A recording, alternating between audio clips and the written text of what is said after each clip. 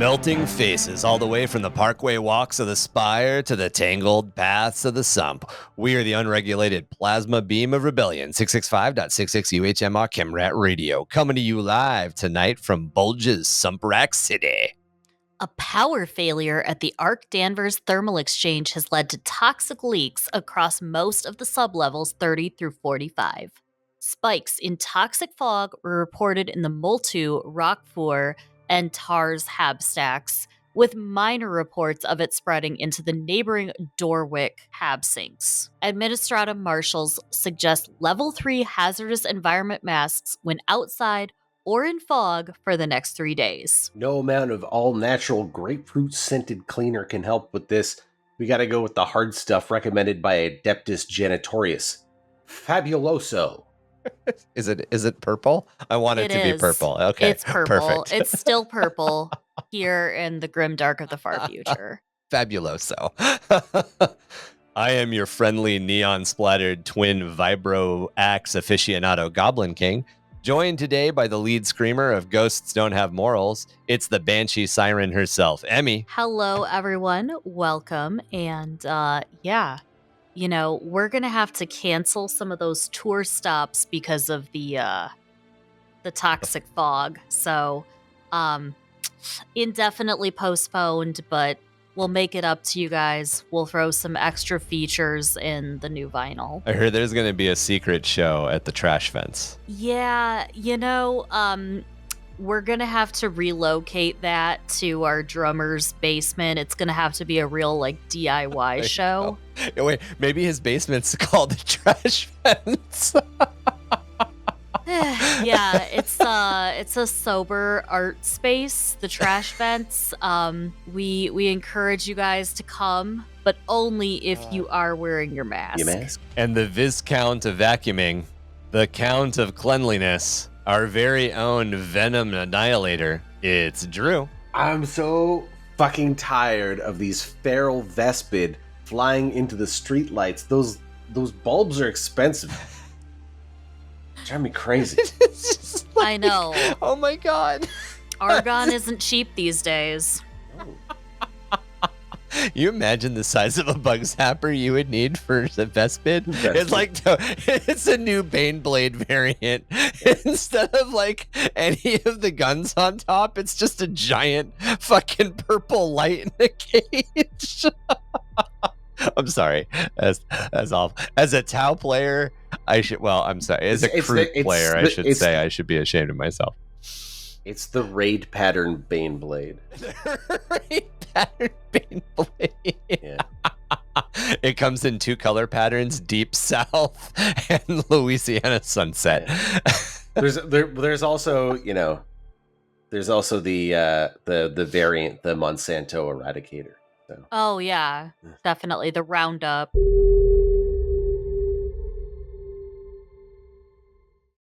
Welcome to episode 133, Horus Heresy, Watching the Galaxy Burn Part 3. Last episode, we talked a little bit more in depth about the Assassin Clades and Horus's Sons of Horus. We dipped into some of the events that they were involved in 008, including one of the assassination attempts, where every step taken by the traitors is starting to is bringing them closer and closer to Terra. Everything is a domino that's leading us closer and closer to the siege.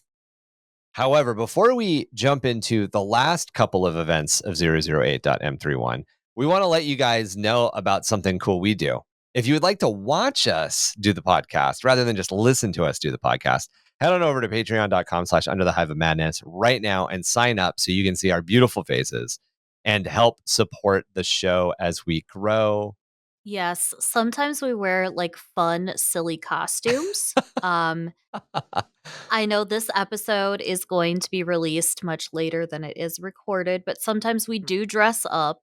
Yep. And there is a good amount of very, if you need visual examples, please subscribe. Yeah. Oh, and stickers. Stickers are going out. We have the coolest Purity Seal stickers that are going out, and worth it for the stickers alone, guys. For those of you listening right now who are interested in getting your hands on the stickers, we are, as a studio, talking about how we're going to handle like sticker packs. We do understand that people would like to support us as far as like buying merch, but don't necessarily have like some people want to buy merch, some people want to be patrons and get merch. Like we totally get it. We're just not. We're trying to figure it out right now. We don't essentially want like the sticker pack to be like one sticker. So just give us a little bit to figure out what we're gonna do and add a couple of different items to our merch category. And yeah, we're getting there. We're getting there. We have ideas. We have these. We have super a lot cool of ideas. objective markers.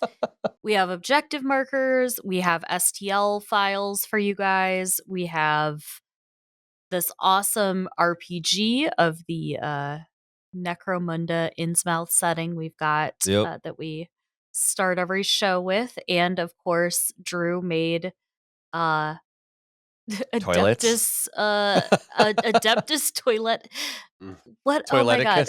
Adeptus toileticus. It's depository excretia is what I called it on the show. Yeah, there we go. The depository excretia, which is garrisonable by one single space marine. Yeah, one model. If he wants to hide in the porta potty, it's a tactical porta potty for your missions. So tactical porta potty.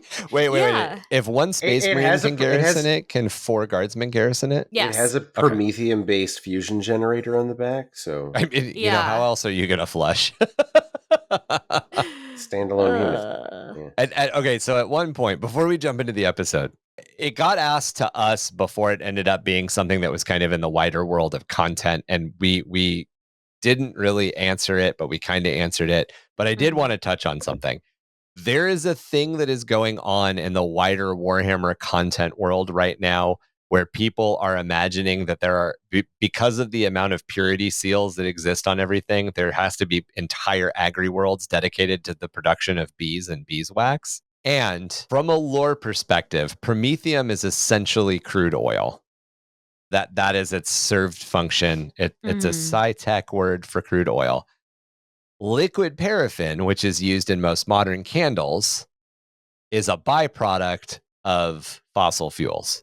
So the actual answer, as much as it's fun to talk about entire agri-worlds of bees, the actual answer is that most planets the Imperium has control over produces promethium. A byproduct of producing promethium is going to be liquid paraffin wax, which means that there is no shortage of wax in the Imperium. Sorry, guys. I really like the idea of beehive worlds. I think it's fucking amazing to think of the idea that there would be entire bee agri worlds, but realistically, modern candles are made out of oil. So hold on. No. Wait a minute. Do people not know that not all candles in the world are not made from beeswax? Beeswax? Like, most candles are not beeswax. Most are made from a soy-based wax these days. Yeah. But I mean, liquid paraffin is also a wax, and it's a byproduct of oil. Yeah, and again, very common, and is in fact an additive a lot of times in these soy wax things, right? They'll add a certain percentage of it and stuff like that, right? Like, synthetic wax has been a thing for a very long time. We're good. I've seen it. We don't need bees. I've seen it several times. It's a very we need amusing bees, but thought. not for the wax, right? It's a very amusing thought experiment, though, because like there are a lot of. I mean, everybody's got a purity seal, and it's actually kind of interesting. I'll take that back. Guardsmen don't use purity seals. No. We know that there's only about 1 million Marines active. I guess we don't really have any idea of the number of Sisters of Battle that are active. I don't know if anybody's done the math. Mechanicus. Does the Mechanicus use purity seals? Oh, yeah. They love those things. Oh, yeah. I guess they slap them and everything. But I guarantee you the Mechanicus purity seals are made out of like ground up human something horrible. When they remove a limb to replace it with a piece, like that limb goes to like the tanning room, and they turn it into exactly. I cannot wait to talk about the scatarification process when we get to our ad my mech. God. When I started reading about that is intense. No anesthesia. No anesthesia, just purely raw dogging the entire experience. Raw dogging a grinder, and it's not using a cutting wheel to cut off your limb. It is grinding from the fingertip to the stump. It's pretty awful. Well, it's cauterizing. It's a more it's gross. It's a more clinical and more absolute process at that point. Much more hygienic. Far less of a risk of infection with the organic particles. So yeah, totally get it. But it's done slowly. It's not done. Oh yeah, it's not it lobbed hurts off. like hell. It's peeled off layer by layer. Yeah, it's awful. Anyways, we're getting there. It's coming. All right, so to get into the events of the Horus Heresy again, we are going to start off with the Isessos. Thank you. The Isessos genocide of 008.M31. In 008.M31, during the Horus Heresy, a group of Alpha Legion warriors undertook a series of raids in the Essos system, which led to severe casualties. The survivors were transferred to the system's 3 agri worlds, but were found to have been infected with an unknown algae strain that was harmless to humans, but incredibly deadly to plant life. The strain spread, and within a year, a sector-wide famine erupted that killed 90 billion Imperial citizens. And this is just one of those moments, again, a lot of the stuff that we're kind of starting to focus on now that we're into the heresy, we're kind of in the middle years of the heresy, are that a lot of people die in war, especially in civil conflicts, because a war is happening, but not on or related to battle or the battlefield. And this is just one of those examples. 3 agri worlds, everything dies on them because a couple of Alpha Legion warriors had some algae on their boots, and 90 billion people die. Question: did maybe the Alpha Legion do this on purpose? You know, the Alpha Legion, allegedly. Like, I feel like if it turns out that this was a genetically engineered strain designed specifically to do this, I would not be surprised. That does in the 41st millennia, or closer to the 41st millennia, something very similar to that actually does happen in Jericho Reach. There's a agri world that is specifically poisoned by, I don't think it's the Alpha Legion, I think it's the Death Guard, but they specifically bring a bioengineered algae which destroys the agri world and wreaks havoc in Jericho Reach. But it's just one of those things to keep in mind. It's really tempting to think that it's not really tempting. It's very easy to equate everything in the game to happening in combat because the game is a combat game. But wars devastate regions for entirely different, for infrastructure regions. And this is one of those kernels of just infrastructure. The Battle of Vanaheim, 008 to 009.M31. Vanaheim was a forge ice world similar to Uranus or Neptune in terms of its hostile atmosphere and other conditions. As most of the planet was largely uninhabitable, its population was concentrated into 9 hives. These were extraordinary as they were orbital stations that hung down into the atmosphere and were outfitted with technology that allowed for the creation of habitable bubbles around them. Accordingly, the Forge world became a center of research and production of aircraft, as these were the primary mediums the hives used to keep into contact with one another and to trade stuff between each other and the surface. So, most of the time we talk about hive worlds are built from the ground up. In this case, there is an orbital ring around the planet, or probably a couple, and the hives hang from them down. So the spire so the spire districts would be at the base, would be at the lowest sub-levels rather than the top. And then that's projecting out a bubble, which is warming, Neptune's surface to be essentially a pleasure world. Right.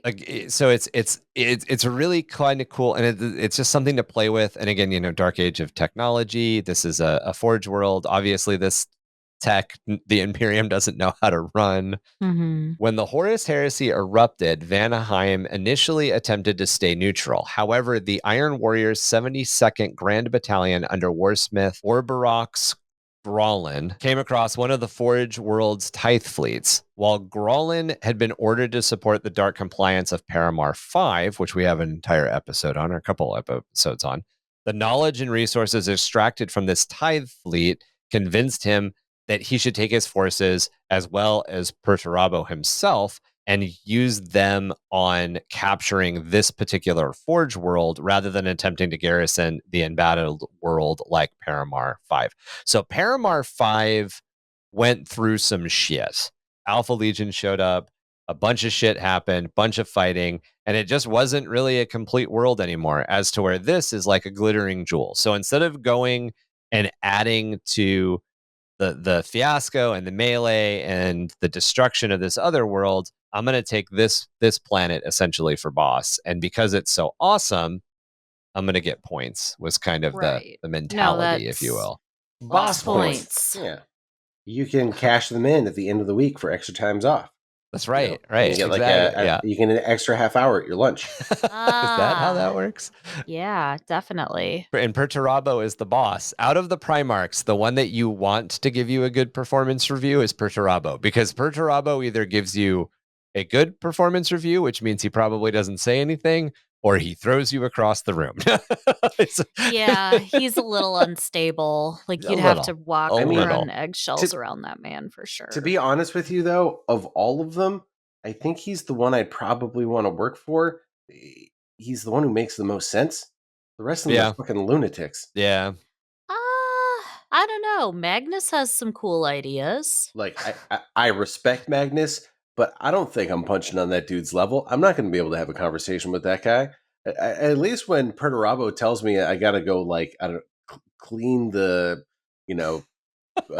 sludge ports on, like, the side of all the rhinos, I know what he's talking about. Right. You realize there's a tactical reason for it. I have to say, and this shows maybe all of our inherent biases. I definitely would fight. If I had to choose, it would be the Sons of Horus, and it would not be because I wanted to serve under Horus. It would be because I wanted to serve under Abaddon. Abaddon, Abaddon fanboy. I know. Well, I do play Black Legion, so I know, and I do have the Black Legion star tattooed on my arm. So yeah, given the choice of, like, if I was going to be in a Traitor Legion, would I choose to be like a Chaos Sorcerer of Tzeentch? Absolutely, sounds like a flippin' blast. But if you were to ask me, Drew, right now as he exists, you got to go work for one of the Traitor Primarchs tomorrow. Who's it going to be? Angron's not on that list. No, as a human potential serf who is not going to be a space marine ever, I would still probably pick the Black Legion. Lorgar. Lorgar. Exactly. Like, not being a word bearer is it's not a good place to be as just a normal human. No. And I'm also gonna choose absolutely not to be a Night Lord. Yeah, well, and I mean, as much as they're fun, staying away from the Alpha Legion also sounds smart. Yeah. Like, it really comes down, there's only a couple of choices, and I'm not working for Fulgrim either. I will literally become furniture. You don't want to become paint? No, I don't want to be paint. I don't want to work for any of these fucking guys. Yeah, I mean, that's the true answer, is I don't want to be involved at all. But if you want to know what the experience of working for Fulgrim is like, you can just ask the people who were at the Diddy parties. Exactly. You know what? There was a meme. There was a GIF that came out. It was a meme. It's a meme GIF that came out earlier today. It probably came out a couple of days ago, but I saw it today. It's Tommy Lee Jones and Will Smith right after they've blown up the roach at the end of the first Men in Black movie. And it's Will Smith, like, holding up the collar, and they're covered in goo because they blow the guy up and they're, like, covered in, like, clear goo. And it says, when you have to find your keys at the end of a Diddy party. I fucking died. At the tailgating party that I was at, which probably wasn't the... Anyway, I'm sorry. I'm going to say, though, if I did have to serve under a Primarch, most of the loyalist ones, like at me as a human, right? I think I'm gonna have to pick a loyalist Primarch. I think I'm gonna have to pick Rogel Dorn. Like Rugal honestly, he'd Dugal. just be like, Yeah. go build something. Yeah. And I'd be super happy to just like build a fort with Dorn. Yeah. Yeah. Although it was really Sigismund that treated humans well. Oh Dorn yeah. Dorn kind of ignored, but yeah, it's really like as weird as the Black Templar are.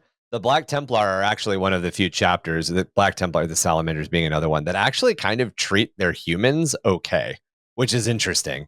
Because like the Black Templar are not known for their Humanity. level-headed temperance. No. They really don't care for things like the Codex Astartes. No. Yeah. So back to Vanaheim. Vanaheim? Yeah, Vanaheim. Vanaheim. Oh yeah. Okay. You know, Yeah, we that really went on a is hard tangent there. Yeah. Vanaheim is actually where my favorite hockey team plays. So Really? yeah, the Vanaheim Mighty Arcto Ducks. I was like, he's gonna make a He's joke gonna make a about the duck. Anaheim joke, the Anaheim Ducks. Yes. Love it. Perfect. The battle began when the Iron Warriors' 72nd Grand Battalion, led by Warsmith Orberox Gralin, arrived at Vanaheim. After the local Forge Lords refused a surrender demand, the Warsmith assaulted them with 5,000 Space Marines and another around 700,000 solar auxilia of the Iron Pennants. He reasoned that he needed not to secure the entire planet, but only the orbital hives, which held most of the planet's population. They also served as the primary means to transport the Forge world's industrial output into space. He could then force the Forge Lords to do his bidding by securing these. The Iron Warriors' daring assault on the orbital hives of Vanaheim led to their capture after just 10 days of brutal fighting.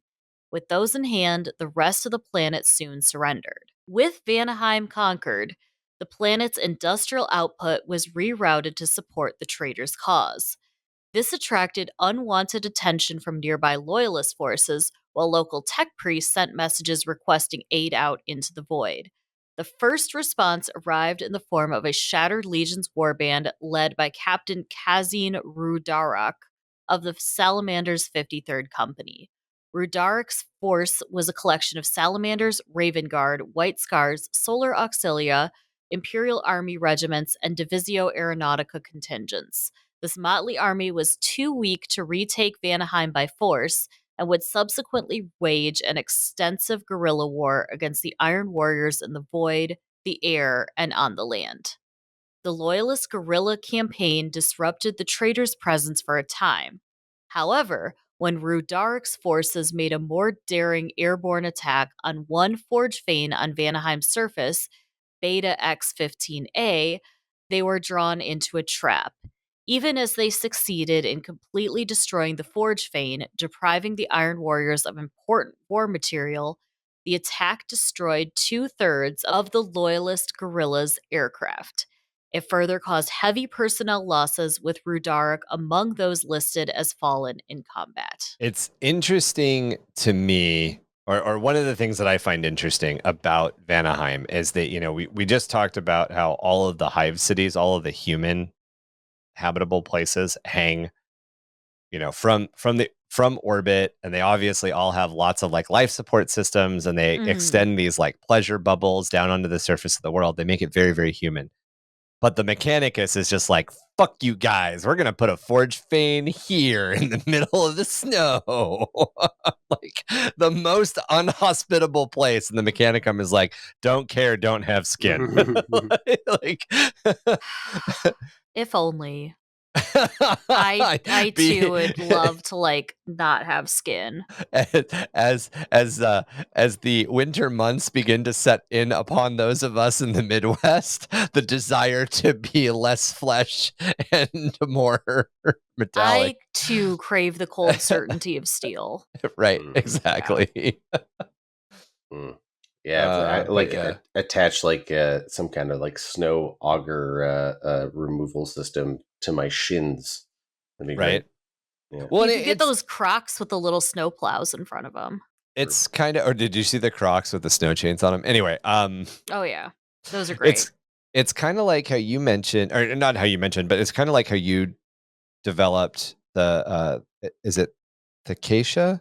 That's Thalassica. Thalassica. Thank Thalassica. you. I'm like, I know there's more syllables. Why am I making it short? But the way that you develop Thalassica is the same, because there's forge fanes deep underwater where like Yes. no one lives down there. Like it's like, but the Mechanicum doesn't care. They're like, we don't The care. Mechanicum It's a is so very completely direct. unconcerned with that. Yeah, it's such a direct way. Like, no, here are, I imagine on Vanaheim and Thalassica, it's probably the same story. Here's the geothermal port we're building here. We don't care. Like, it doesn't matter to Exactly. us. We need the power. We can bring, we'll make servitors if we need people to carry stuff through the snow. Don't Right. care. Yeah. We are so unconcerned. Yeah, right. Just a reminder that Forge Worlds were built on planets, again, with a written and existed human history that's longer than all of human culture has ever existed presently. Right. So, like, Right. we've got like Forge Worlds that were built 20,000 years ago. And Yeah. how has the atmosphere changed? Like, in some cases, like the orbits of some of these planets have changed. The stars have Right. changed. Their outputs have changed radically. They've shifted through. Like, it's stuff that, like, the practical realities of which we, as we exist now, would never have to deal with, Yeah. because Yeah, exactly. because we're talking about over such massive spans of time that we're not used to dealing with. Yeah. And climate catastrophe can happen in several different ways. The way that we developed Arconia is essentially, Arconia used to be a verdant alpine world. So Arconia used to be like a ski lodge world, if you want to like say. The entire world would have been like going to a really nice ski lodge. But what happened was the world's environment got tipped too far into the ice, too far cold, because of ice harvesting and the way that the ice harvesting is done. And it caused climate collapse. But instead of climate collapse leading to a heating of the planet, it led to a permanent like death ice age, essentially. And like, just like you said, maybe that's what happened with Vanaheim. Maybe putting these things in orbit put so much shade around the planet that it cooled it by 20 degrees. And then it's just a runaway cooling, essentially. Yeah, absolutely. Mm-hmm. Not long after the destruction of Beta X-15A, another force of loyalist Astartes arrived at Vanaheim, a contingent vastly more extensive than the Shattered Legion's warband, consisting of a collection of Space Wolves raiding parties previously involved in battling the Night Lords at Deverant. Deverant? Daverant. Daverant. Daverant. This force was under the command of Captain Gotrek Skyblade. Ooh, very cool name. Of the Fourth Great Company. Unlike Ruadark, Skyblade believed that he could not only cripple the Iron Warriors on Vanaheim, but retake the entire world. The first action by the Loyalist Space Wolves was to attack the local Iron Warriors fleet. In a series of battles, Skyblade's fleet, reinforced by the remnants of Rudark's ships, which had remained in hiding in local asteroid fields, successfully shattered the traitor forces in space, forcing the remaining Iron Warrior ships to flee. However, the next operations would prove much harder for the Loyalists, as the Space Wolves launched 3 counterattacks to reclaim the orbital hive stations. The first assault targeted several hives, but was repelled by the traitors, the Space Wolves suffering massive losses and being forced to operate in more concentrated fashion. However, Skyblade falsely assumed that the first attack had revealed the Iron Warriors' overall defenses. He believed a major loyalist strike at Vanaheim's capital hive, Firstheim, could overwhelm the Iron Warriors. Instead, the second attempt revealed that Grollin's main force had set up in Firstheim's Iron Spire, a fortress that broke the Space Wolves' attempt at establishing a foothold. In response, Skyblade acted out more of wounded pride than sense and ordered his final assault. His remaining airborne and space forces were to abandon their sieges of Vanaheim's outer hives and focus an all-out attack on the Iron Spire. This final offensive was led by Skyblade personally, with the captain seemingly killed when his Fire Raptor gunship was shot down. The Loyalists suffered massive losses, but were eventually able to penetrate the Iron Warriors' defenses and breach the Iron Spire. Skyblade. What a fucking badass. Right. Edgy man. This is But the also edgiest of edgy lord not names. but also not necessarily like and this hubris happens on each side. And this is it. It's interesting because we're starting to see more of it happening. In the last couple of episodes, we've been seeing more of it happen on the loyalist side than we've seen in the past. In the past episodes that we've covered, we've seen a little bit more hubris on the traitors side. But now we're getting into like it goes both ways. The Space Wolves are like, nah, dog, we're the best. We're going to be able to do this. And the Iron Warriors are like, we have the high ground. Like, what are you going to do? Like it literally comes down. It's a joke, but like it literally comes down to that. Dog, we have the high ground. Wolf, We're fortified. we have the high ground. Yeah, wolf, not dog. Yeah, wolf. You wolf, know how space wolves are. Yeah, exactly. There are no wolves on Fenris. I don't know what you're talking about. But it's just one of those things that like in these books, in these conflicts, in these Space Marine versus Space Marine conflicts, there's so much honor and old slights and vendettas and grudges that are just dictating all of the stupid mistakes these guys are making. Like, why would you, your forces are, you've got 9 hives and one is uber fortified. Why wouldn't you take the easy ones and then starve the Iron Warriors out? Play the Iron Warriors at their own game. Like, yeah, we'll wait you out. And this force too, you mentioned at the beginning of the segment that these Space Wolves were from Davarant. So we covered Davarant. Davarant was one of the Space Wolves kind of get their butts kicked a little bit. The Space Wolves get their asses kicked hard enough that they ask the White Scars for help. And Jakatai is like, I don't know what you're talking about. And I'm not sure I believe you that this heresy is a thing. I'm going to go find out. And so this is the force. This is a portion of that force of Space Wolves. So these guys have already lost. That's right. We talked about this like 3 episodes ago. Yeah. 4. Probably a bit longer. But yeah, we talked about it. We've talked about it within the last month or so. But we cover this, guys. Yes, we did. So we did. if you go back into the Horus Heresy series, we do cover this. Yeah. We cover the Space Wolves and why they're like already licking their paws, so to speak. Yep. As a not liker of Space Wolves, I always enjoy to see how they kind of get, I don't know, their comeuppance. Unfortunately, I'm a Magnus stan. Nice. I can't abide these Space Wolves. No. It's actually like I'm not a huge space. Like I like the aesthetic, but it's silly. It is silly. I like the aesthetic on a surface level, but it's silly. And it's one of the and so I have a tendency to tease the Space Wolves because you either really like the Space Wolves or you tease the Space Wolves. And it's actually one of the reasons that like the war, if you really, really pushed me to say who the war criers were from, I'd say they're from their Space Wolf successor, which I know doesn't happen. Blah blah blah blah blah. But it's where I would put them.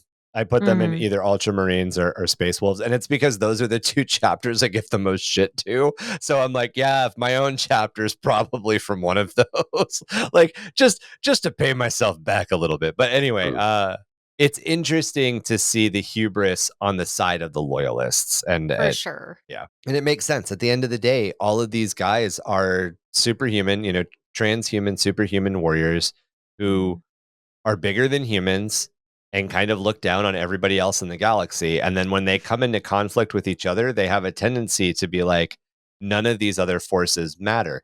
And the funny thing is like we already read out, there are 700,000 regular troops here. Like even at their height, the Space Wolves were probably 250,000 guys. Yeah. Like, come on. Like you're going up against Iron Warriors and 700,000 human. Like, and again, we've established that the Solar Auxiliary aren't. They're not pushovers. They're nothing to, they're not paper thin. Yeah. Yeah. These are not like these are not like penal plague bearers. They're not plague bearers. Legion guys. Yeah. They're not penal Legion guys. They're not people that they pulled off the street, shoved a las gun and put like a helmet on them and said, "Go fight now." Like these are well trained, well equipped, battle hardened Right. members of this in a planet. lot of ways, in a lot of cases, specifically trained to fight against Space Marines. Like these are human troops trained to kill Space Marines. Does that mean that they're better? Does that mean that they're better than a guardsman? Yeah. Does that mean that they're always going to win? Absolutely not. But still, if you think whatever like two solar auxilia are going to be a problem for a single Space Marine, as to where like it would be 5 guardsmen or 10 guardsmen or whatever however you wanted to like power differentiate that. Just like having the basic knowledge of like, hey, this is their armor. This is where it's like this is where I can shoot it. Exactly. Yeah. That kind of stuff. Like stuff that like a normal guardsman would not even have a basic concept of, like and while again, we're not saying that it's easy, they at least have a fighting chance, They have they know what they're getting themselves into. Like they have some amount of like mental preparedness for the situation. Sometimes knowing your enemy is more important than being perfectly equipped, essentially. Amen. Ultimately, this became a hollow success as the Iron Warriors launched their own counterattack in space with their remaining fleet elements. As the Space Wolves mainly were focused on the Iron Spire, heavily depleted and in a disarray due to Skyblade's disappearance, the Iron Warriors fleet defeated the Loyalist Navy. Traitor boarding parties even captured the Space Wolves' Grand Cruiser Helicon's Spear, which became a prize for the Traitor Legion. Cut off due to the defeat of their fleet, the Space Wolves in the Iron Spire were left isolated and close to their destruction at the hands of the Iron Warriors. It was then that the Space Wolves' main fleet under Primarch Leman Russ arrived in the system. His large fleet scattered the Iron Warriors' navy, absorbing what remained of the fleets of Rudarkar? Rudaric, thank you, and Skyblade. Russ then turned to Vanaheim, using his forces to push the Iron Warriors back to their strongholds in the orbital hives. Only then did he contact the local Forge Lords, requesting their aid to the Loyalist cause. However, the Forge Lords once more declared neutrality, seemingly hoping that they could be left alone even as the Space Wolves and Iron Warriors fought each other in the planet's orbit. So the guys on the surface of the planet are like, we don't want anything to do with the war in the hives. That's fair. Yeah. Leman Russ was disgusted at the local mechanicum and very aware that a full conquest of both the orbital hives and the uncooperative Forge Fanes would be very costly to his legion. Still reeling from their heavy losses suffered in the burning of Prospero, the Battle of Alexis Nebula, and that of Davarant, Russ opted to withdraw all local loyalists he could contact instead. He then ordered his fleet to fire on Firstheim. Fiersteheim. He then ordered his fleet to fire on Firstheim. The hive, protected by the Iron Spear's powerful shields, initially survived the barrage. However, the shields then unexpectedly failed, causing the Loyalist fleet's guns to completely destroy Vanaheim's capital hive and its 300 million inhabitants. The shield's failure had been caused by the remnants of Skyblade's landing force, as the captain had actually survived his aircraft's crash and rallied his troops to sabotage the Iron Spire's shield reactors. There is 300 million people that like collateral damage. States. Yeah. Yeah, that's the entire population. Yeah, exactly. Did you ever see that Schwarzenegger movie, Collateral Damage? No. Anyway, it's not good. Okay. Watch it, but it's not good. It's an Arnold Schwarzenegger film, so it's fun, but it's not good. What's up? Is that the one where he's the firefighter? Yeah, I think so. And then he like goes on like, yeah. But like, it's just back to the first little bit that we read about the Essos genocides. There we go. Mm-hmm. 900 million or 900 billion. 90 billion. Yeah. 90 died. billion. Yeah, 90 billion died because of algae. In this case, 300 million died because Leman Russ wants this fortress at the tip of the hive destroyed. But it doesn't matter. Like there's still people and it's just how the Space Marines are fighting this war that like starts to inform Malkador and starts to inform the Emperor and starts to inform even the War Council and the Council of Terra that like maybe this isn't the best way for this to happen. Like the casualty rates sometimes of people that are not on one side or the other are atrocious. So Mhm. lots of resentment both ways. The Oh, resentment yeah. is not just the Marines towards being under the heel of humans. The The resentment of resentment is humans coming from inside the house, yes. Yeah. I love it. I love it. Satisfied with Fürsteheim's destruction, Russ Fürsteheim. Fürsteheim. I love it. Russ and his legion then left, leaving the rest of Vanaheim to the Iron Warriors. Captain Skyblade and about 200 other Space Wolves had escaped the capital Hive's destruction and captured gunships, but opted to move onto Vanaheim's surface to atone for their failures by continuing their war against the Iron Warriors. The retreat of Russ and the vast majority of the Loyalists allowed the Iron Warriors to claim victory, even though the fighting had vastly reduced Vanaheim's industrial output. Rollin would take immense pride in having forced a Primarch to withdraw from battle. Over the next several years, Vanaheim became a major center of the Iron Warriors' private empire and was crucial in supplying traitor forces. The local Forge Lords' alleged neutrality was crushed as the Iron Warriors either corrupted or just killed them, ultimately controlling the entire planet. However, their control of Vanaheim would suffer under constant small-scale attacks by the Loyalist guerrillas. These were the remnants of Skyblade's contingent, united with the remaining ground forces of Rudark's old warband.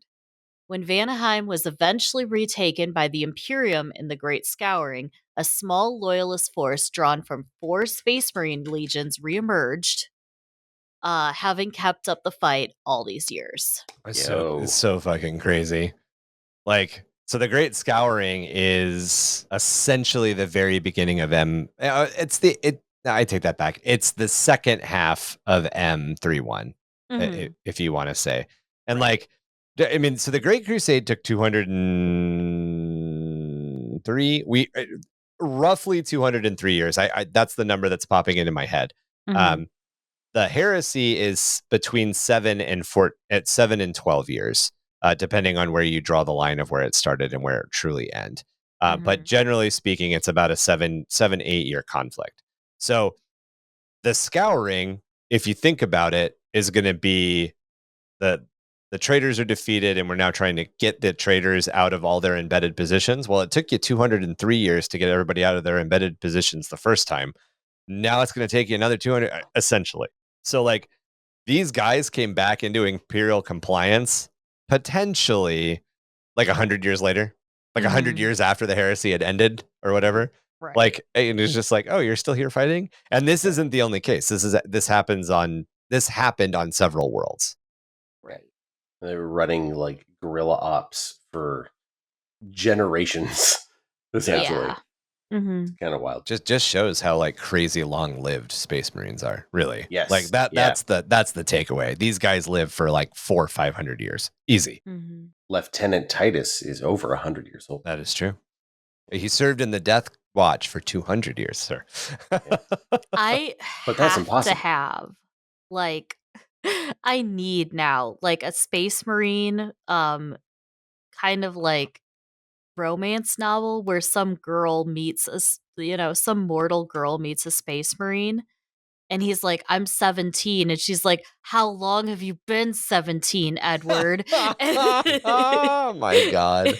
Yeah, Oh I my need god. that. That's really a story about a pedophile. Anyway, Drew, I'm not saying that Edward from Twilight. I did just say Edward from Twilight was a pedophile. Never mind. Man's 100 and some odd years old. That girl is 16. Sir. Hey, let's not forget that the whole wolf boy falling in love with the infant child. Oh my and god, Renesmee. pledging. Yeah, we can get Well, real that's deep with that's Renesmee. but that's imprinting, right? Like, I mean, okay. This is not the podcast for this conversation, but isn't imprinting more like Parental. parents imprint on their children, right? Yeah, but this It's is more of like a protection thing. specifically like you imprinted on my half human, half vampire child who is now going to become like a fully developed woman next month. Whoa. And Okay, that's weird. yeah, like that's Never mind. that's if you haven't read the books, that's how that works. It's so. having your creepy cake and eating it too. Got it. Yep. Yeah. mhm. But Yep. also like the whole werewolf imprinting thing, it goes beyond that. Like there's a suggestion that there is like some kind of romantic intent there. Oh, I just Oh, assumed it was there like is- protector, protectee. Okay. No, it is. It's It cool. is. I've read the books, and I'm it gonna- is. Yeah. I'm gonna go It's- shower it's- now. it's basically with a his- Brillo pad. Just It's basically like him declaring that they are like like know, destined to be married, essentially. Destined to be married. Yep. Yeah. Exactly. yeah. All right. Which is like again analogous to some like actual situations in like human history when like Yeah. you'd have like an heir be born and then like the marriage be arranged immediately when they're still an infant.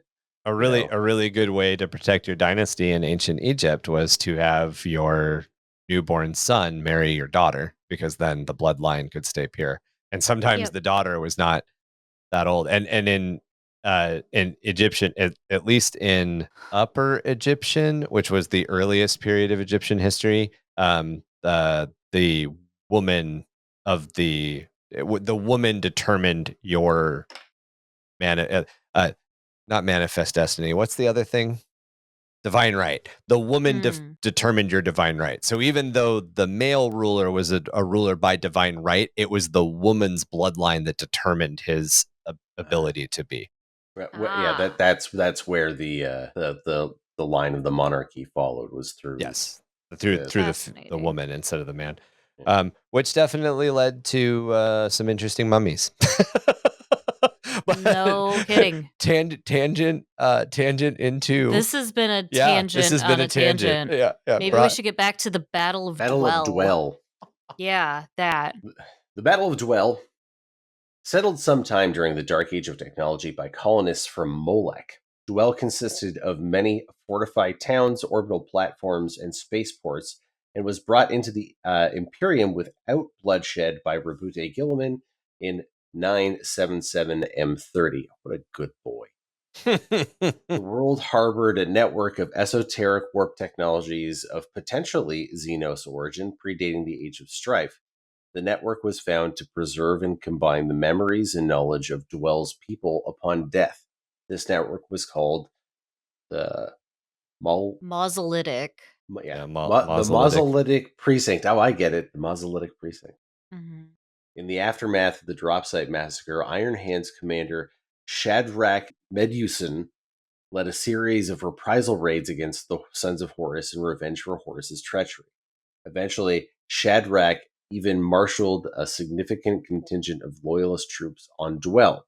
This included 58 Imperial Army battalions, small salamanders and White Scars assets, and Mechanicum forces.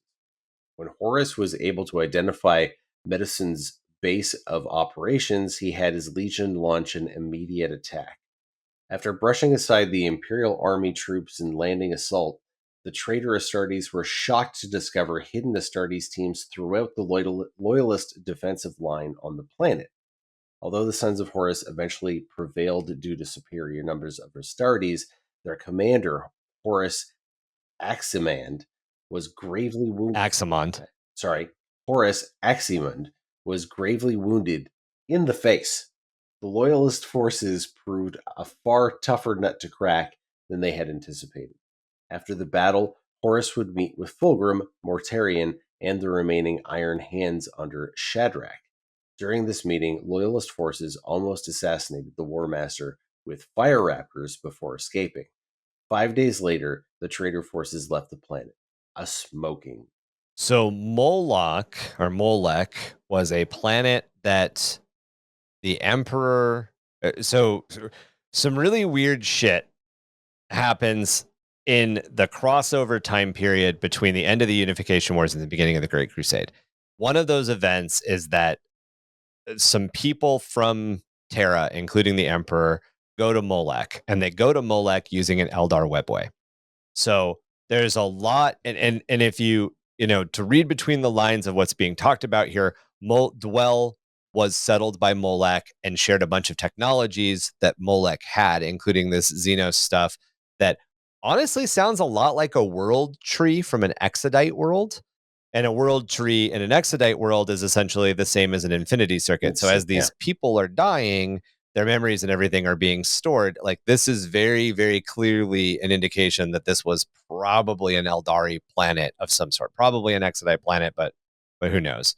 But yeah, it's interesting. There's still that's on the planet. On the combat side of things, there's still this thing that's happening between these guys. They're brothers, and everything is this brotherly code of conduct, like way of fighting. So after Shadrach's forces are defeated by Horus, they have this like meeting.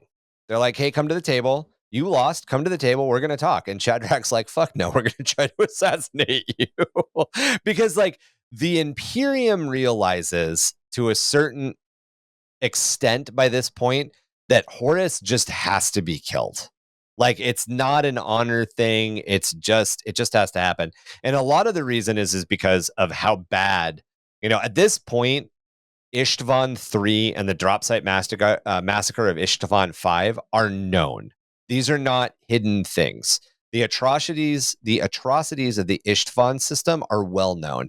And like, I mean, the World Eaters, as an example, were tracking down wounded Space Marine soldiers who were their brothers a month before this, like their allies and brothers a month before this, cutting off their heads and making piles of their skulls. People who were wounded or already like essentially like surrendered were just being brutally murdered.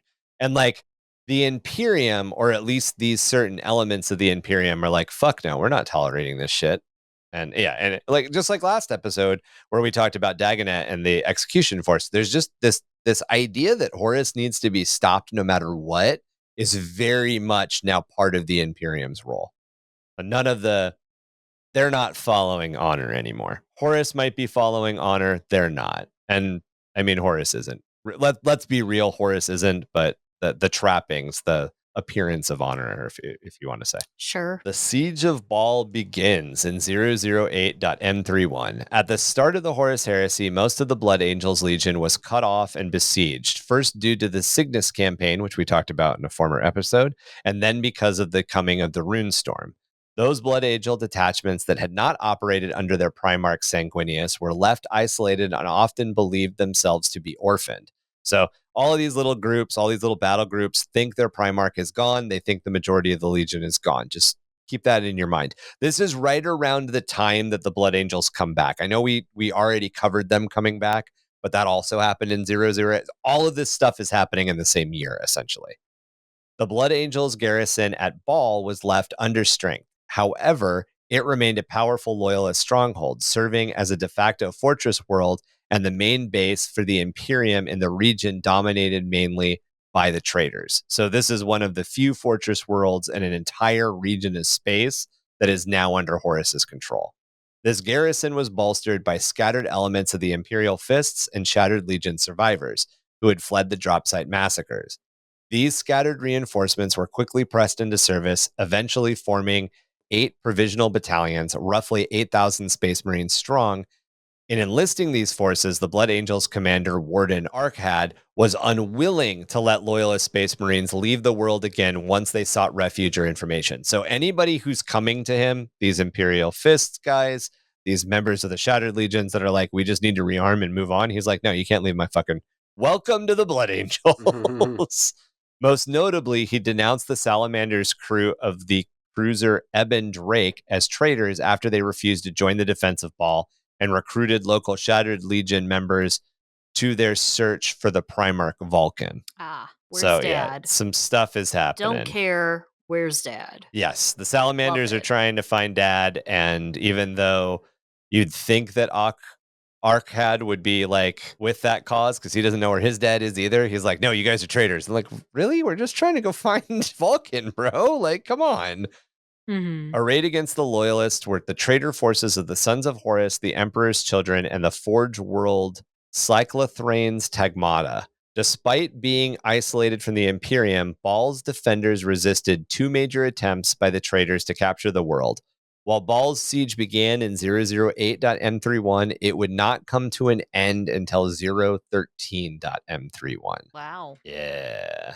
And I imagine this is something that we're probably going to see, as of writing and recording this episode, this is about the grand total of this lore that we have. However, I imagine this is something we're going to see expanded because Cyclothrain Absolutely. just got a bunch of information drop with some HH releases, and I think Blood Angels are on the HH roadmap. So as the Horus Heresy tabletop game expands, we'll get more details on some of these conflicts, which should be fun. The Battle of Asterius 3 in 008.m31.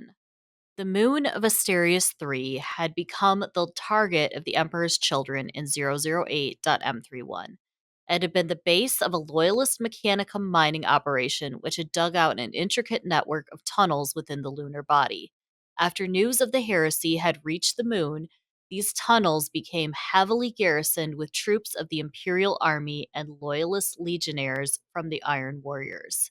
These forces also quickly repurposed existing air bases, originally utilized in driving off the native void worms, to force the traitors from the tunnels and launch ground raids upon their forward operating positions. For several months, Loyalist and traitor squadrons dueled within the labyrinthine tunnels of the lunar body, but when the war swung in the traitors' favor, the Iron Warriors enacted a direct assault on a traitor void ship, driving their gunships like spears into its hangars.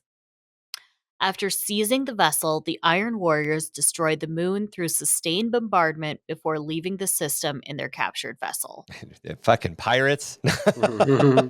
Some EVE Online shit right here. Yeah. I think it's interesting that they specifically they mention a bunch of air, a Divisio Aeronautica forces are here specifically to fight void worms. And I'm thinking, we played around with the idea during our Halloween or season of spooky of covering void whales, because void whales are like a really crazy thing in the Warhammer 40k universe, and we'll definitely get around to them at some point. But do you think that void worms are like dragons, or do you think they're like worms? I think do they're you like think the they're sandworms from Dune. Yeah, but through the warp. Man, Yeah. that's so crazy. I for some reason imagined the thing that's in Empire, that's in the asteroid belt. Yeah. Oh, Yeah. yeah. The Absolutely. giant asteroid worm. Oh my god. Yeah. Was that? There's Molochs on or whatever the hell they're called. I don't know. I'd buy a void worm popcorn bucket. I'd buy a void worm popcorn bucket. I really like the Extra idea. butter, no popcorn. There's probably not a lot out there, but it's definitely one of those things. I'm really intrigued by void worms. I'll be perfectly honest. I'm intrigued, Emmy. Thank you. That does close out 008.m31, but we do have a little bit of a teaser. Emmy, you have a little bit of a teaser at 009 for us, don't you? That's right. Okay. That is the breaking of Anvilus in 009.m31. Sorry, I was Googling void worm. We all are. During the Great Crusade, the Blood Angels established a long tradition of acting as the honor guard of Anvilus, a planet that they had helped bring to compliance. By the outbreak of the Horus Heresy, a demi-company of the Ninth Legion was stationed on the Forge World, which descended into its civil conflict between the Loyalist and traitor Mechanicum. In an echo of events happening all over the galaxy at this time, the world would tear itself apart. Order was eventually restored to Anvilus, but none would speak to the fate of the Blood Angels there. However, each year, on the exact anniversary of the Anvilus War, a warp barge from Anvilus arrives at Baal bearing tribute in the form of precisely one half a company's arms and armor. It kind of feels like all of those Blood Angels died horribly, and there were 500 of them. And that's why 10,000 years later, Anvilus is still bringing 500 supplies. Like, you know what I mean? Like, it feels like something happened.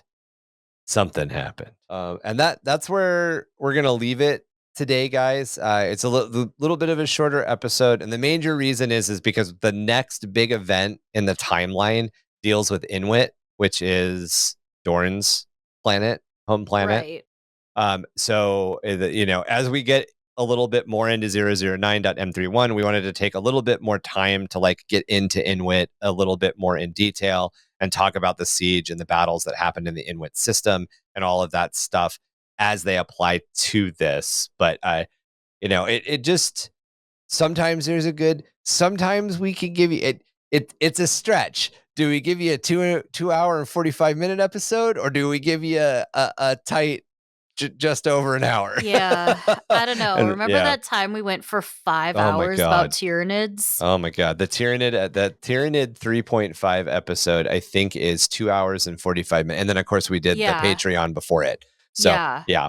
That was a night. So was a if night. you guys remember the was. Great Tyranid series of 2022, Which should have y'all been are 5 some of episodes. the realest of the listeners. And I hope you enjoyed the hell out of us getting into every single bioform, because that was Definitely. a fucking ride. Hey, it had to happen. Okay, It there's had just to happen. there's so many cool ones. Oh, and Nugget was being a little Tyranid that night too. I remember that. I do remember that. We did it, guys. 008's done. We're into 009. We're also getting into a lot of the conflicts in the Horus Heresy that like start around this time and end with the end of the Siege of Terra. So we'll probably it doesn't really feel like we're that close because the Siege of Terra starts I think The Siege of Terra by the traitor forces of Horus began on the 13th day of Secundus by orbital bombardment. Okay, that doesn't tell me the year. But I think it's 0012. You know what? It's probably 0013. I imagine that we're playing with 13 on 13 would be my guess. Absolutely. But yeah, we're kind of, it does escalate at this point, and a lot of the reasons it escalates and it slows down at the same time. And one of the reasons that it escalates and slows down at the same time is that there's a lot of events that happen that are like really, really long conflicts. So like as the traitor forces roll closer and closer to Terra, they're going to hit more and more resistance, which means that the battles are going to last longer and longer. So there's going to be less of them like in reporting, so to speak. And that's one of the reasons that we don't want to like gloss over Inuit really fast. We want to kind of do our due diligence and make sure that we pull up and talk about Dorn a little bit more. Dorn, I want to say the Imperial Fists also haven't gotten a lot of focus yet in our Heresy coverage. So just wanting to bring you guys a little bit more of that. That does wrap it up for our coverage of Horus Heresy, Watching the Galaxy Burn Part 3. We will be back with a Part 4, which will probably largely be dedicated to the conflicts around Inuit and some of the aftermath of all that stuff. But yeah, if you guys have any questions about this episode specifically or the show itself, you can reach out to us by email at underthehiveofmadness@gmail.com. Join our growing community on Discord and become part of the conversation about existing lore, world building, gaming, and much more. Find the podcast on Facebook, Instagram, TikTok, YouTube, and check out our website at underthehiveofmadness.com. Check out our link tree to find links to keep up with everyone in the cast's hobby progress and other projects. Help the podcast grow by liking and reviewing us wherever you get your podcast fix. Our home is Spotify, but you can find us on Audible, Apple Podcasts, CastBox, iHeartRadio, Radio Public, and more. As always, links and spellings can be found in our show notes. Support us through Patreon at www.patreon.com/underthehiveofmadness. Join a fantastic crew of Hivers for access to extra content and a chance to snag some cool merch in our monthly giveaways. Hell yeah.